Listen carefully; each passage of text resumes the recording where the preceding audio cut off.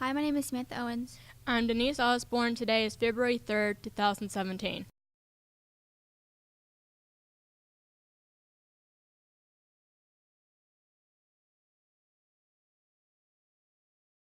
Your school news is now. Everywhere you turn it.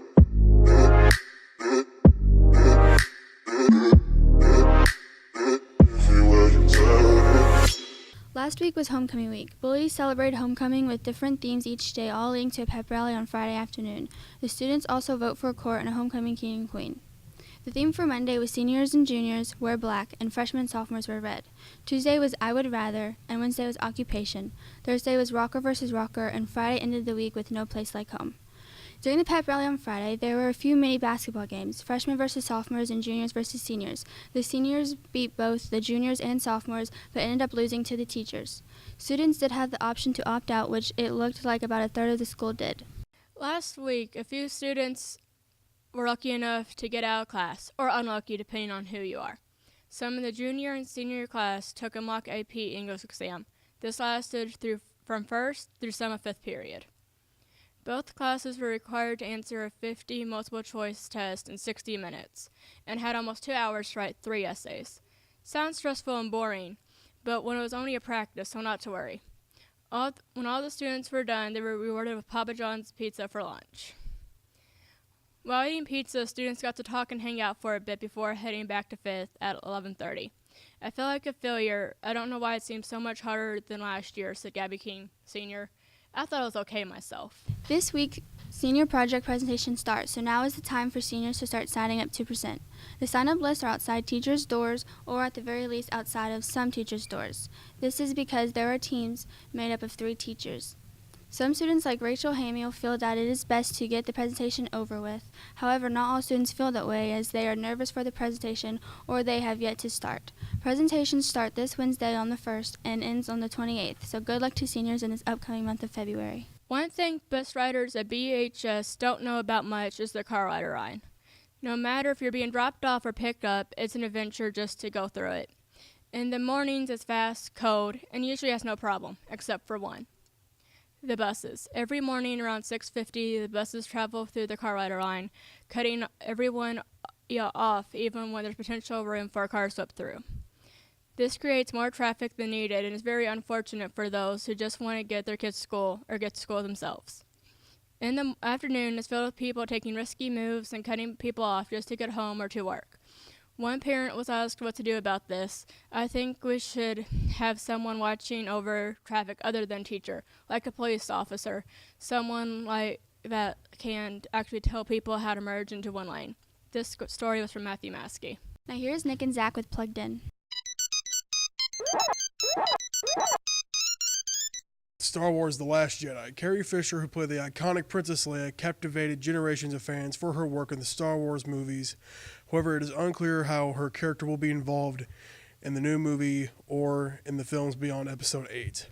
I hope that her daughter will pick up where her mother left off before she died, but we will have to wait and see when The Last Jedi comes out, and I'm hoping that they will hold a tribute for her in the movie. New news on Ni no Kuni 2. The game will be released on both PS4 and PC.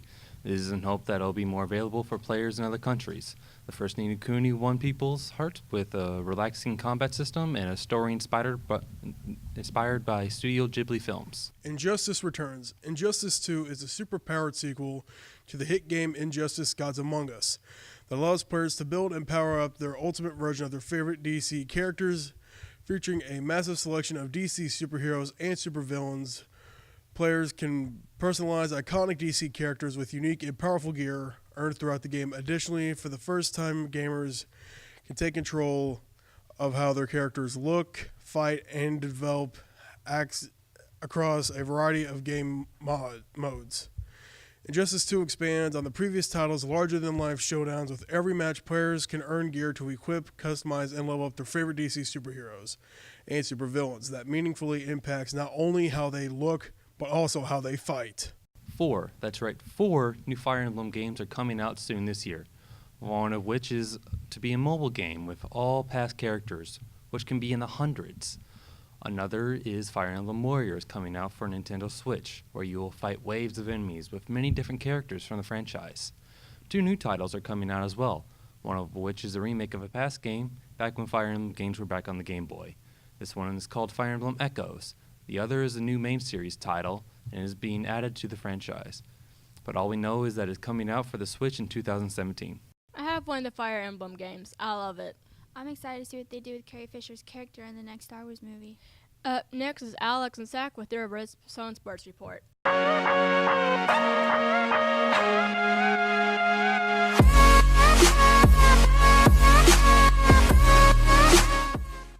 This week is full of sports events for the Chargers. On Monday, Chargers basketball takes on the Jeffersontown Chargers at Jeffersontown. The Lady Chargers also take on Jeffersontown. In the upcoming weeks, the Bullitt East Chargers wrestling team will be competing in the region tournament held at Bullitt East. That tournament will take place on February 11th. Eastside Middle School will be representing the nation at this year's International Cheer Union World Cheerleading Championship in April. Eastside has won a UCA National High School Cheerleading Championship and a World Championship 2 times in Florida. Some members of the cheer team think they have seen teams with a lot of talent win nationals, but hasn't been where Eastside is getting. Some think that Eastside deserves the opportunity to represent our country. We're proud to hear that our local middle school will be representing the nation. The Bullitt East track and field team had a meet on January 28th. Here are some of the highlights of the event. Brianna Poole placed 32 with a time of 1 minute and 6 seconds in the girls' 400-meter dash. Claire Feldhouse placed 22 in the girls' 800-meter run with a time of 2 minutes 34 seconds. Julia Poole placed 23 with a time of 22 minutes 34 seconds in the 800-meter run. And seniors Brianna Poole and Claire Feldhouse with juniors Taylor Willis and Julia Poole placed 10 in the girls' 4x400-meter relay. January 29th was the Pro Bowl, and it wasn't the kind we are used to. The AFC won with a pretty low-scoring game, which ended 20-13. In the first quarter, not much happened offensively, and the quarter went unscored. The AFC had a quick scoring run in the second, and then the NFC came back to tie. The rest of the game, field goals were made, which brought the score to 20-13 as the AFC defeated the NFC. This has been your Red Zone Sports Report. Now back to the anchors. I wish all the luck to the East Side as they represent the nation. Congrats to the ones on the track and field team. I'm Samantha. I'm Denise, and this has been your Charger News.